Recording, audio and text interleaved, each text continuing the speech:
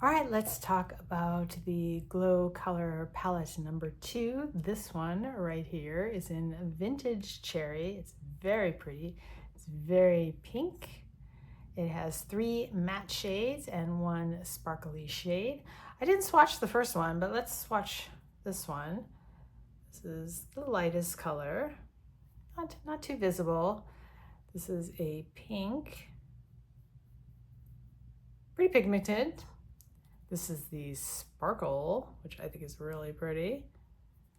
Ooh, pretty. And this is the dark brown right there. Quite pretty. I think we're gonna have fun with that today because I'm wearing this cute shirt that has pink in it. And it's cute. I think it's adorable. I got it at Old Navy. So let's get started. And I think I'm gonna just start with this color right here and just put that all over my lid. Kind of giving my lid a little base color. And it's pretty light, so kind of matches my skin tone. So you won't really see much color. And then we'll go into the pink for a crease color. I'm just going to pat and then starting to blend. These are really, I like these. They're kind of soft and ethereal palettes. They're not too heavy or heavily pigmented, which is what I like in a palette. As I've mentioned before, I'd rather build than try to continuously blend, which doesn't often work for me because I'm not a makeup artist. I'm a makeup enthusiast and I just like makeup, and I try to do the best I can with the skill set that I have. So I'm gonna go back to this and sort of blend out that edge right there. So that looks a little better on both sides so we're not lopsided. Okay, and then I'm going to take the brown and do the outer V. Maybe not with this, well, we'll see. This is working okay. Yeah, that's pretty. Again, not super pigmented, but enough color to get you going. And I kind of like it. And these are the cutest little palettes. They're super tiny. I just really like them.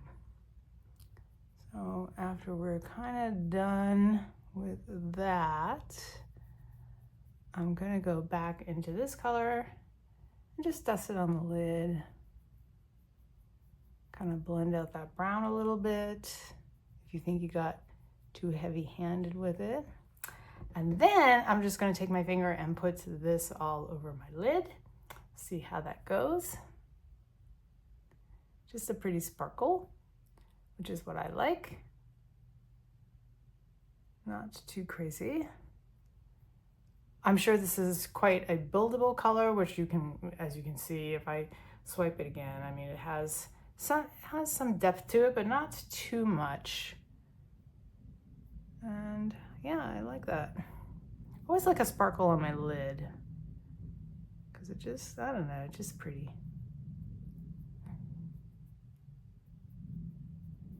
Very pretty. Oh, I like that. So that's quite pretty. All right, and you can probably even just take just a little bit, not too much, and just add a little sparkle up here.